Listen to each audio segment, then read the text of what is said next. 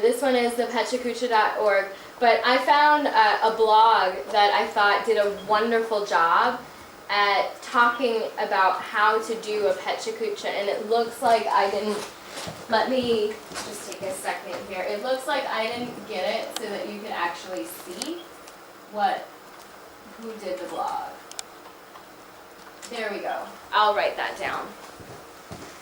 This was one of the best descriptions of how you can use a pechakucha, what a pechakucha is, and where you can get more information. So it is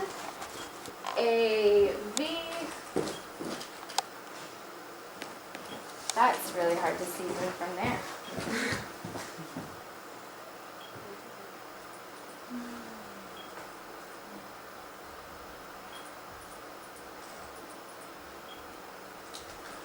AVOI.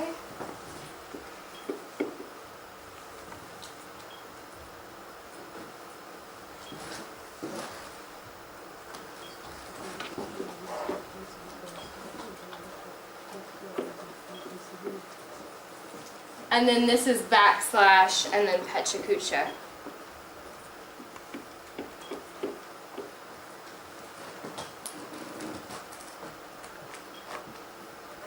So like I said, I'm giving you this particular website because it was the best that I found. And then finally, references.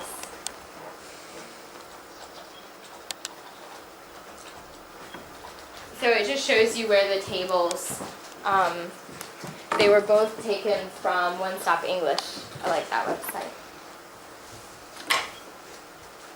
Okay, questions, comments, concerns, anything you'd like to share, something that you've done that was successful with your students?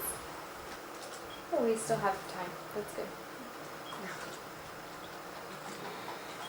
Should we wait for 7, 9, or we can start earlier? When kids With are what? 5? With the age of our children. I tend to just look at and try to see if they'll be successful. Like I look at how they are, they're growing, and if I think that they could handle something at a younger age, I might try to introduce it at a younger age. For pechakucha, I actually think in the pechakucha kids, there was a kid that did it at, okay, that didn't work. Okay. I think there was like a 5-year-old that did one. I guess it just depends on the person, on each child, because Yeah. not everyone can do this, because this technique is used particularly by Japanese people and also by different business training centers. Well, it was created by not Japanese though. It was created in Japan, but they're not Japanese. Yeah, I know. Just now it is practiced just all over the world, and especially particularly in business schools, as far as I know. So it's quite a good technique for everyone, not only Absolutely. but quite maybe for children. But I think like kids could maybe, a 5-year-old I think could do a pechakucha and have just a picture that they drew. Oh. And then explain the picture. Like this is for example.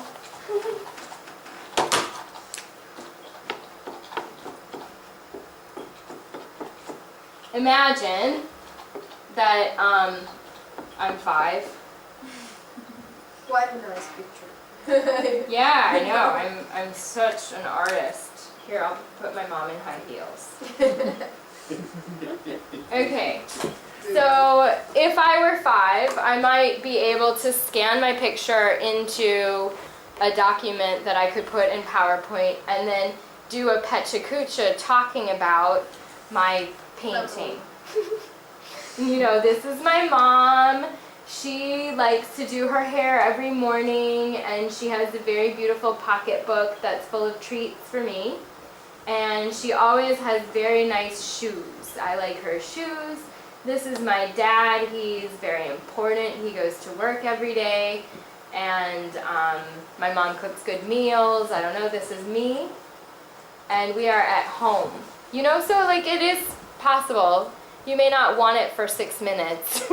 You might do an abbreviated Pechakucha for your really young learners, but I think that it would be possible to do the style, you just have to adapt it. I think it's well-known activity, but named by new word combination. Do you know, maybe you will help what this word combination, Pechakucha, originated from? It's Japanese. Japanese. This lady called it Japanese, but we thought it's not created in Japanese, not created It was in created Japanese by, in not by Japan. Japanese. By two, I have their information, where was it? Може це якась куча на печі? So it was conceived by Astrid Klein and Mark Ditham. Their original goal was to create a space where designers could share their ideas and passions with others. And so Pechakucha means chit-chat.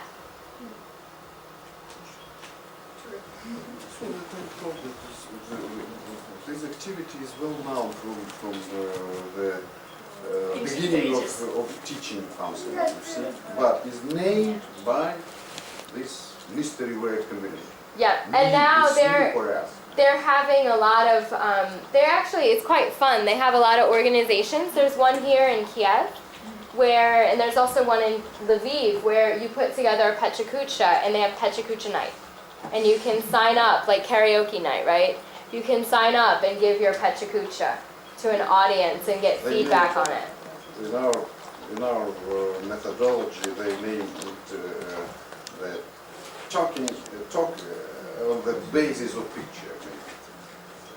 Talk on the basis of picture. Maybe like this.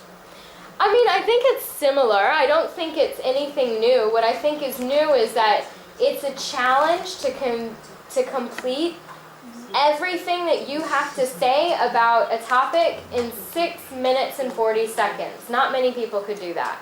I mean, it really takes distilling the information to the absolute bones of what you want to say, and then showing it via slideshow in a way that impacts the audience. So, And improving your communicative skills. exactly. If you please, maybe you will decode another abbreviation that you have used during your very brilliant presentation.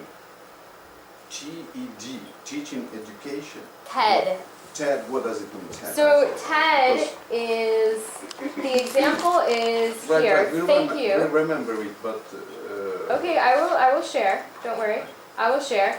So basically, TED is an organization that collects, but they invite people from all over the world to give presentations on, I don't know. It's probably teaching. topics I and, just looked at the what is it? Technology, entertainment and design.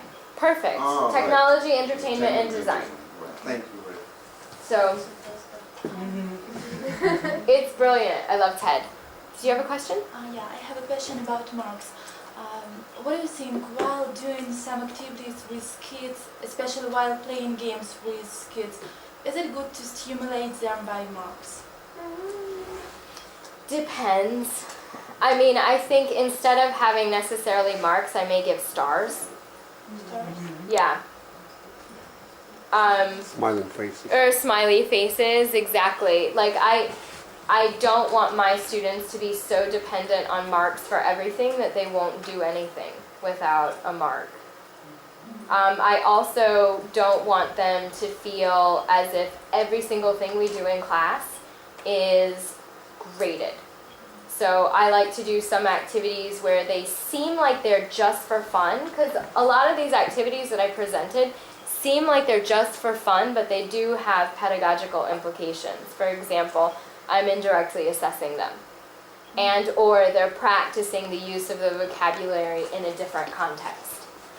Did you want to add something? Yeah, I wanted to tell that when we were first-year students at the university, our Japanese language teacher, she put some nice smiley faces, like girls' faces, and some words like yapta, like well done or not very well in our notebooks when we did some exercises.